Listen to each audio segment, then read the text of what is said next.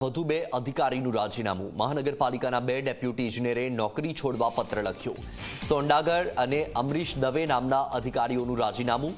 નોકરીઓનો ઓછો સમય બચ્યો હોવાનું અને પરિવારનું કારણ અપાયું છે।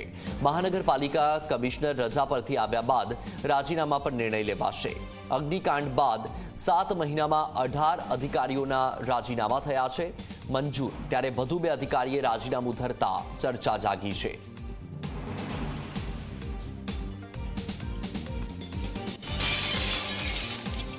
રાજીનામાના દોર વચ્ચે કોંગ્રેસ નેતાની માંગ, જે રાજીનામું આપે તેની વિજિલન્સ તપાસની માંગ કરાઈ છે। અધિકારીઓ રાજીનામું કેમ આપે છે તેવી તપાસ કરવા માટેની માંગ કરાઈ। મને એવું લાગે છે કે જે અધિકારી રાજીનામા આપે એ અધિકારી સામે વિજિલન્સની તપાસ કરવી જોઈએ। કયા કારણસર રાજીનામા આપ્યા છે એ પણ ચકાસવું જોઈએ। એમની કઈ બાબતોમાં સંડોવણી હતી કે જેથી કરીને હવે અહીંયાથી છોડી દેવાનું મુનાસિબ લાગે છે એની પણ ચકાસણી કરવી જોઈએ। કોઈ એક વ્યક્તિ સરકારી કર્મચારી બનવા માટે અથાગ પ્રયત્ન કરે ત્યારે કોઈ નોકરીમાં લાગે છે।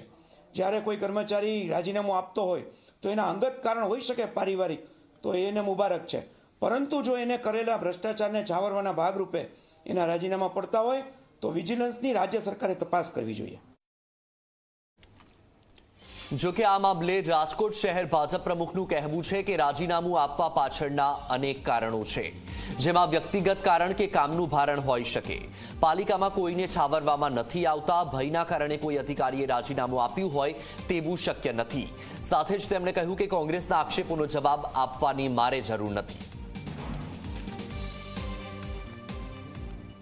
પણ રાજીનામું આપ્યો એની પાછળના કારણો અનેક હોઈ શકે। એના વ્યક્તિગત કારણો પણ હોઈ શકે, એમની વ્યક્તિગત કૌટુંબિક જવાબદારીનું કારણ પણ હોઈ શકે, વધુ પડતું કામનું ભારણ પણ હોઈ શકે, અથવા અન્ય કોઈ જવાબદારીને કારણે પણ રાજીનામું આપ્યું હોય એવું માનવાનું મારું કારણ છે। મહાનગરપાલિકામાં કોઈ પદાધિકારીને છાવરવા માટે અથવા ભયના ઓથાર નીચે કામ કરતાં બીકને કારણે કોઈ અધિકારીએ રાજીનામું આપ્યું હોય એવું આજ સુધીમાં શક્ય નથી કે તાત્કાલિક અસરથી રાજ્ય સરકારમાં અમે પણ ધારાસભ્યો અને સંસદશ્રીઓને સાથે રાખીને, અમારા મંત્રીશ્રીને પણ સાથે રાખીને સરકારમાં અમે રજૂઆત કરશું કે જેટલી જગ્યા ખાલી છે એ તાત્કાલિક અસરથી ભરાય, જેથી કરીને રાજકોટનું શાસન છે ખૂબ સારી રીતે ચાલી શકે।